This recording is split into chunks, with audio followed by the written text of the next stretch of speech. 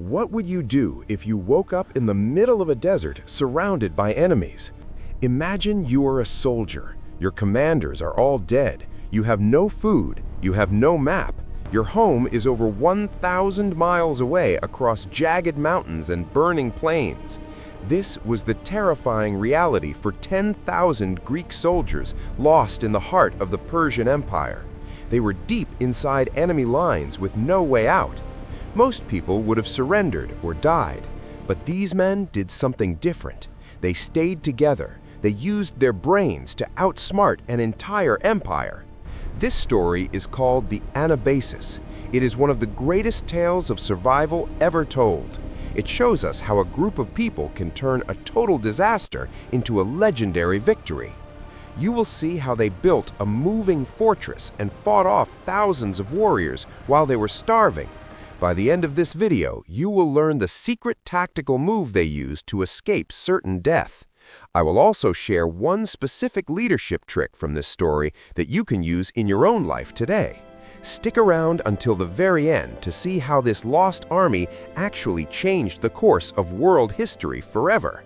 The story begins with a job offer. These 10,000 Greeks were mercenaries. They were professional soldiers hired to fight for a Persian prince named Cyrus. Cyrus wanted to take the throne from his brother, the king of Persia. The Greeks were the best fighters in the world. They marched deep into the Persian Empire to fight a massive battle. The Greeks actually won their part of the fight. They were unstoppable on the battlefield. But then disaster struck. Their leader, Prince Cyrus, was killed in the chaos. Suddenly, the Greeks had no reason to fight. They were stuck in a foreign land. The Persian king wanted them gone, but he was afraid to fight them directly. So the Persians set a trap. They invited the Greek generals to a fancy dinner to talk about peace. The generals thought they were safe. They walked into the tent unarmed.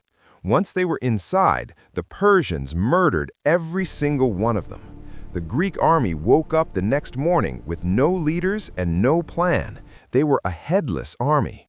Most people thought they would panic and scatter, but a young man named Xenophon stood up. He told the men that they did not need a king to lead them. They needed a strategy. The Greeks had to move fast, but they were surrounded. Persian horsemen followed them everywhere. These riders shot arrows and threw spears from a distance. The Greeks were heavy infantry. They carried heavy shields and long spears. They could not catch the fast horses.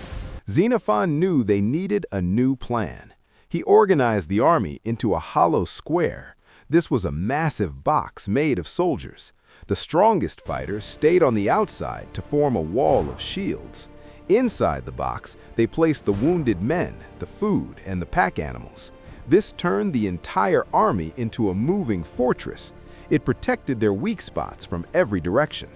But the Persian archers were still a problem. Their arrows could fly further than the Greeks could throw. The Greeks were being hit, and they couldn't hit back. Xenophon looked at his men and found a solution. He discovered that some of his soldiers were from a place called Rhodes.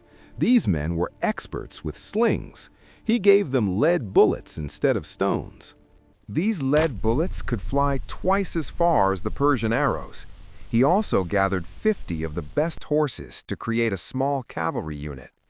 Now, when the Persians got close, the slingers fired, and the small horse unit chased them away. The Greeks weren't just running anymore. They were adapting.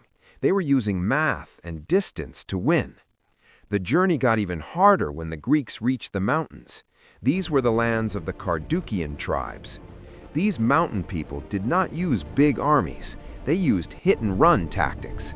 They rolled giant rocks down the cliffs to crush the Greeks. The hollow square formation did not work in the narrow mountain passes. The Greeks were stuck in long, thin lines. Xenophon realized he had to change his strategy again. He stopped trying to fight everyone at once. Instead, he created small, elite teams of climbers. These teams would sneak up the cliffs at night. They would take the high ground before the rest of the army moved. The weather also became a deadly enemy. Deep snow covered the trails. Men were freezing to death and going blind from the white glare of the snow. To survive, Xenophon used a psychological trick. He stayed at the very back of the line with the weakest men. He sat in the snow with them. He shared his food with them. By doing this, he showed them that their leaders were suffering just like they were. This kept the army's spirit alive.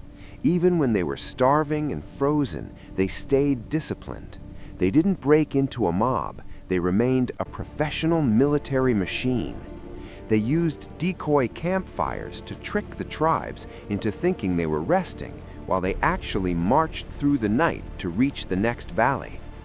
After months of fighting and freezing, the Greeks climbed one last mountain. The soldiers at the front of the line suddenly started screaming. Xenophon worried it was another ambush. He hopped on his horse and rushed to the top to help. But when he got there, he didn't see enemies. He saw his men crying and hugging each other. They were pointing at the horizon and shouting, "Thalata, Thalata," which means, "The sea, the sea." They had finally reached the Black Sea. This meant they could find Greek ships. They were finally safe. They had marched over 1,000 miles through the heart of an empire that wanted them dead. They had lost many men, but the army was still a professional force.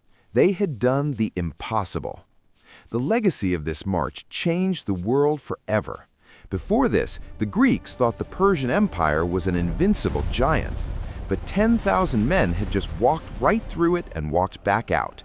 They proved that the Persian army was actually disorganized and weak against smart tactics. A few decades later, a young king named Alexander the Great read Xenophon's book about this journey. He used the Anabasis as a guidebook. He realized that if 10,000 Greeks could survive Persia, his entire army could conquer it. Because these soldiers didn't give up, they paved the way for the fall of the greatest empire on earth. The big leadership lesson here is simple. When you are lost, don't just run. Stop, organize, and adapt. True strategy is about keeping your cool when everyone else is panicking.